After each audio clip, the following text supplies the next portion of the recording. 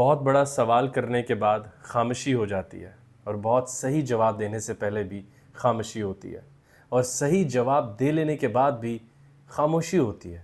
جب آپ بات مکمل کر لیتے ہیں تو آپ فل سٹاپ لگا دیتے ہیں کہ بات اب مکمل ہو چکی ہے۔ مگر انسانوں کی مجبوری دیکھیے کہ اگر ہم نے خاموشی یا خاموشی کی سائلنس کی حمایت میں بھی گفتگو کرنی ہے تو ہمیں الفاظ کا استعمال کرنا پڑتا ہے۔ ہم ویڈیو بنا چکے ہیں یوک لکاں کی اس بات پہ کہ الفاظ نے ہمارے ذہنوں پر غلبہ کر لیا ہے، اب ہم کچھ سوچ بھی نہیں سکتے ان کے بغیر۔ آج ہم خاموشی کی افادیت پر بات کریں گے، مگر فلسفیانہ طور پر نہیں، مگر دو شخصیات خاموشی پر کیا رائے رکھتی ہیں۔ ایک شاعر ہیں، صوفی ہیں، مولانا جلال الدین رومی، جن کا خاموشی پر بہت اقوال مشہور ہیں۔ سب سے famous silence is the language of God, خدا کی زبان تو خاموشی ہے، ریسٹ آل آر پور انٹرپریٹیشن، اور باقی سب بس کمزور سی ایسے ترجمہ اور تشریح کرنے کی کوششیں جہاں ہم الفاظ استعمال کر کے اس خیال کو بیاں کرنے کی کوشش کرتے ہیں۔ وہ جیسے جان ایلیا نے کہا تھا نا، الفاظ خیالات کا حق مار لیتے ہیں۔ خیال افضل ہے، پاک ہے، پوتر ہے، اوریجنل ہے، اتھینٹک ہے۔ جب ہم اسے الفاظ کی گاڑی میں بٹھاتے ہیں تو ایسے جیسے پھنسا کے بٹھانا پڑتا ہے، کبھی کوئی دوپٹہ باہر رہ گیا، کبھی بازو، کبھی کوئی سامان باہر رہ گیا۔ یا وہ جو اقبال کی بات کو میں تھوڑا بدل کے کہتا ہوں، حقیقت آئینہ، گفتار سنگ، حقیقت تو ایک شیشہ، اور گفتگو کر کے ہم شاید اسے توڑ دیتے ہیں۔ بہت خوب ہیں یہ الفاظ، پھول، چمن، باغ، مگر لگتا ہے کہ جب اصل باغ دیکھو تو شاید پھر حروف کی، الفاظ کی ضرورت رہنی نہیں چاہیے۔ خیر، مولانا جلال الدین رومی کے علاوہ جو دوسری شخصیت جس کا آج ہم ذکر کرنے والے ہیں وہ میرے آج ہاتھ میں ہیرلڈ پرنٹر، جن کو 2005 میں نوبیل انعام ملا تھا۔ تھیٹر رائٹر تھے، برٹش پلے رائٹر کے طور پہ مشہور ہوئے، ایکٹر بھی تھے، مگر ان کی تحریروں میں، ان کی تھیٹریکل رائٹنگز کے اندر بھی پازز آتے ہیں، سکتہ ہیں، خاموشی ہے۔ اب ہم یہاں تھوڑا سا موازنہ کرنے کی پہلے کوشش کریں گے۔ جیسے مولانا جلال الدین رومی کے ہاں جو خاموشی ہے، اور وہ تقریباً 50,000 سے زائد اشعار لکھنے کے بعد وہ خاموشی کے پاس پہنچ رہے ہیں، پہلے مت چپ ہو جائیے گا۔ وہ ایسے جیسے ذمہ داری سے بچنے والی خاموشی ہے، وہ جیسے کسی ڈرپوک کی خاموشی، وہ نہیں۔ 50,000 اشعار لکھنے کے بعد وہ خاموشی تک پہنچ رہے ہیں، اپنے الفاظ کو، اپنی آوازوں کو، تمام قسم کے صوت کو ایگزاسٹ کر کے وہ یہ کہہ رہے ہیں بھائی خاموشی افضل ہے، اور ان کے ہاں خاموشی دوائی ہے۔ پنٹر کے ہاں خاموشی بے چینی ہے۔ تو آپ ایسے ہی دیکھیے جیسے کوئی مذہبی رائٹر اور کسی ایگزسٹینشلسٹ رائٹر کے درمیان موضوع ایک ہی ہے، خاموشی کا، مگر مولانا جلال الدین رومی کے ہاں وہ دوائی ہے، اور پنٹر کے ہاں وہ ہتھیار ہے۔ رومی کے ہاں وہ سکون ہے، اور پنٹر کے ہاں وہ خاموشی بے چینی کو دکھاتی ہے۔ اور پنٹر یہ بات بار بار کرتے تھے کہ تھیٹر کے اوپر عموماً بار بار الفاظ کا استعمال کر کے آڈینس کو پیچھے دھکیلا جاتا ہے، میں تو خاموشی پیدا کر کے لوگوں کو کرداروں کے پاس آنے دیتا ہوں کہ دیکھو وہ کتنے بے چین ہیں، بلکہ الفاظ تو دھوکہ ہیں جس سے وہ بات چھپا رہے ہیں، کیونکہ آگے کوئی طاقتور ہے یا آگے سچویشن ایسی ہے جہاں آپ کو دھوکہ نہ مل جائے، تو آپ الفاظ استعمال کر کے اس دھوکے سے بچ رہے ہیں۔ تو خاموشی ہے جو بے چینی کی ترجمان ہے جس سے انسان گزر ہے۔ لیکن مولانا جلال الدین رومی کے ہاں کی جو خاموشی ہے، جس کے اوپر وہ بار بار لکھتے ہیں، وہ عرش کی خاموشی ہے۔ بلندی پر جب جاؤ، بہت بڑی ہمالیہ پر چڑھو تو خاموشی ہوتی ہے۔ پنٹر کے ہاں جو خاموشی ہے وہ کسی جیل کی خاموشی ہے، جہاں میں تنہا و اکیلا بیٹھا ہوں اور کوئی بولنے کو نہیں، اور میں بے چین ہوں۔ اور لیکن اس کی ترجمانی کی ہے پنٹر نے تھیٹر کے اوپر، کئی لوگوں کو کھڑا کر کے دکھایا کہ یہ اب بھی بات کرنے کے لائق نہیں ہے، انہیں خاموش کرا دو، یہ دھوکے دے رہے ہیں، یہ ایک دوسرے سے کو پاور کے رشتے میں الجھے ہوئے ہیں، انہیں چپ کرواؤ۔ تو یہ بات جو ہے پنٹر جانتے تھے۔ تو پنٹر کی جو خاموشی ہے وہ خلا کی بات کرتی ہے۔ وہ جاوید صاحب نے فرمایا نا پچھلے دنوں کہ ہم اپنی خلا کو اب دھوئیں سے ڈیکور کر رہے ہیں، تو ایگزیکٹ وہ بات پنٹر کی پازز پر لگتی ہے۔ اور آپ دیکھیں کہ ہمیں کتنی حیرت انگیز ایک ٹرم پتہ چلتی ہے کہ پنٹر پازز۔ اب آپ کہیں استعمال کر سکتے ہیں کہ تمہاری خاموشی تو پنٹر پازز کی طرف ہے، تم فقط چپ نہیں ہو، تم کچھ سوچ رہے ہو، تذبذب میں ہو، بے چین ہو، اضطراب سے گزر رہے ہو۔ اور اب آپ دیکھیے کہ سوال یہ پیدا ہوتا ہے کہ خاموشی میں بھی اتنی اقسام، تو ہم یہ جانتے ہیں کہ اندھیرے میں اقسام ہوتی ہیں، تو خاموشی میں کیوں اقسام نہ ہو؟ کتاب میرداد میں ہمیں پتہ چلا تھا نا کہ اندھیرے کی بھی اقسام ہے، ایک اندھیرا جو ابھی روشنی بند ہو جائے، اور ایک مینڈک کا اندھیرا، اور ایک وہ جو 3000 میٹر گہرائی میں اندھیرے پانی میں رہنے والی مچھلی کا اندھیرا، ایک کنویں کا اندھیرا، ایک اس کمرے کا اندھیرا جس کی لائٹ نہیں ہے، ایک وہ ہال جس میں ابھی ابھی لائٹ چلی گئی۔ سب کے اندھیرے مختلف ہیں، ان کی جو ڈینسٹی آف ڈارکنیس ہے وہ مختلف ہے۔ تو لیکن جب آپ آتے ہیں خاموشی میں تو وہاں پر بھی آپ ڈیوریشن کے مطابق، دورانیے کے مطابق خاموشی کا اظہار دیکھ سکتے ہیں کہ وہ کتنی مختلف ہے اور کتنی ڈراؤنی ہے۔ مگر پینٹر کے ہاں بھی اس میں کئی طرح کی خاموشی آپ کو دکھنے ملتی ہے، اور ایک مقام آتا ہے جب وہ اتنا ڈیڈ سائلنس کی طرف لے کے جاتا ہے کہ وہ بندہ بے بس ہو گیا یا اس کا پرسپیکٹیو آف ریالٹی چینج ہو گیا۔ مطلب میں کرکٹ کی فیلڈ پر ہاکی کی چیزیں لے کر آ گیا ہوں، اب کیا بات کروں، ایسے جیسے انسان دھنگ رہ جاتا ہے، خاموش ہو جاتا ہے۔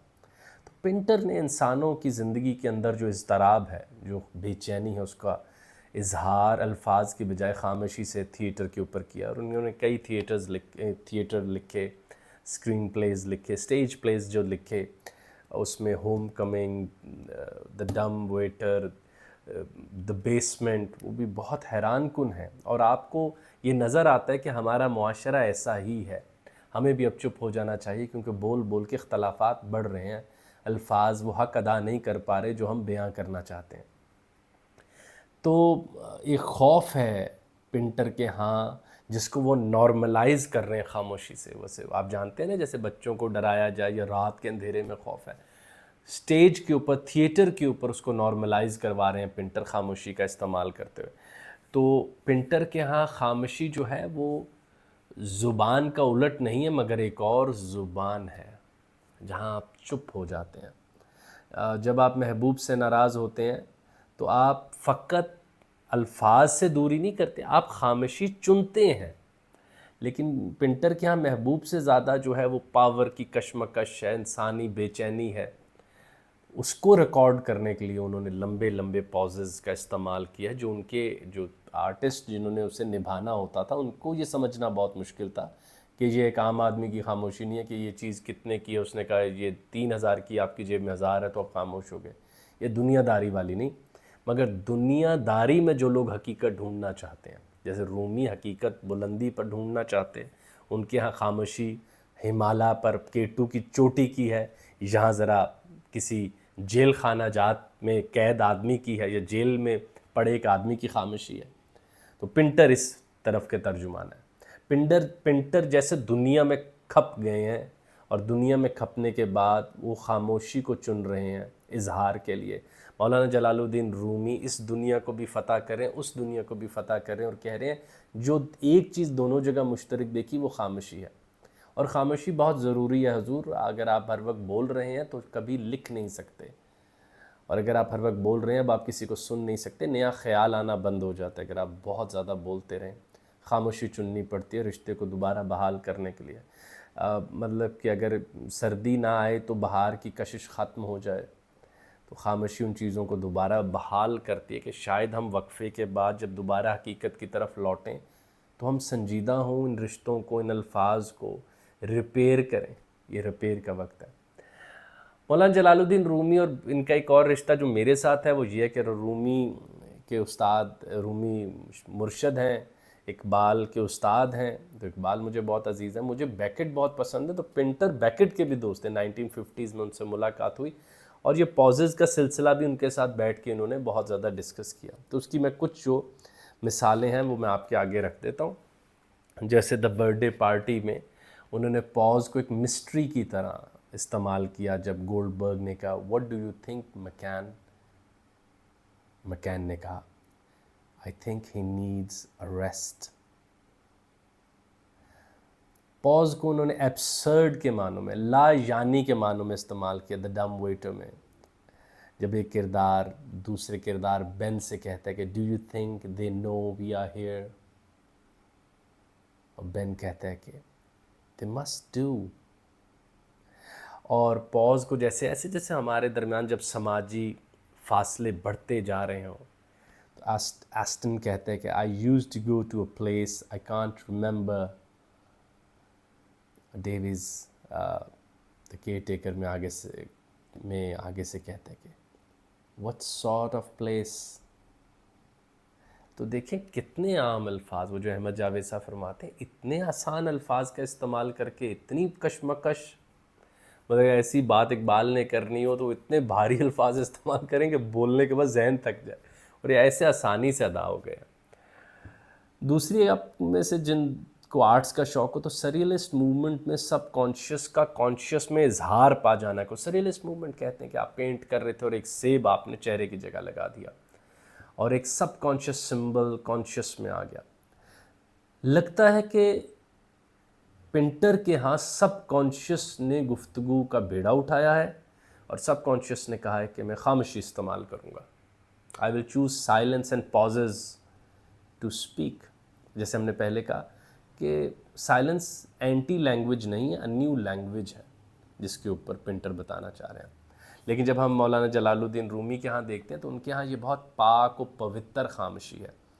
یہ وہ خاموشی ہے وہ جو ٹھہرے ہوئے پانی کی ہوتی ہے، یہ وہ خاموشی ہے جب ایک استاد اپنے شاگردوں سے گفتگو کے آغاز سے پہلے چپ ہوتا ہے۔ یہ وہ خاموشی ہے جہاں حقیقت آپ سے مل لیتی ہے تو الفاظ کی ضرورت نہیں رہتی۔ تجربہ اتنا حقیقی ہوتا ہے کہ اس کے اوپر بولنا گناہ ہو جائے۔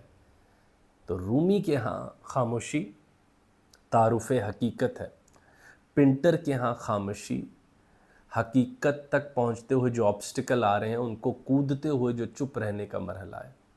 لیکن مولانا جلال الدین رومی کیونکہ اس دنیا اور اس دنیا دونوں کے مسافر ہیں، ان کی خاموشی میں زمین سے اٹھ کے بلندی کی طرف سفر ہے، اور پینٹر کے ہاں آسمان سے واپس نیچے آ کے کسی قید خانے کی اندھیرے والی خاموشی کا سفر، اور وہ دکھانے بھی اتنی ہی ضروری ہے کہ جدید آدمی کس طرح کی بے چینی میں، اور جس تہذیب پر ہم فخر کرتے ہیں وہاں بالفاظ کا کوئی فخر نہیں ہونا چاہیے۔ فخر یہی ہونا چاہیے کہ سب بول رہے تھے، سب بیچ رہے تھے، سب دکانوں پر ریٹ لسٹ لگائے، انہیں اونچی اونچی پکار رہے تھے آپ بازار جائیں، میں چپ رہا۔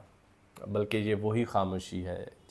مجھے اتنے اشعار نہیں آتے، اور یہ بڑی عام بات ہے، مجھے اشعار نہیں آتے بہت زیادہ، تو اسی لیے اسی کو دوبارہ دہرا رہا ہوں کہ جی ڈھونڈتا ہے پھر وہی فرصت کہ رات دن بیٹھے رہیں تصور جانا کی، اور جانا کا تصور اتنا مکمل ہو کہ پھر کیا ضرورت ہے کہ اسے میں کس نام سے پکاروں۔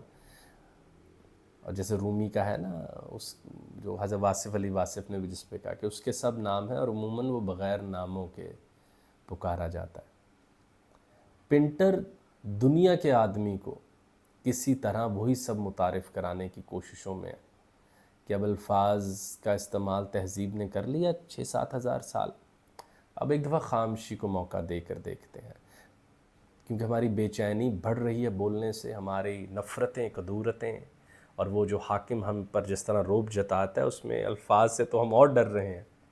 آؤ خاموشی چن کے دیکھتے ہیں۔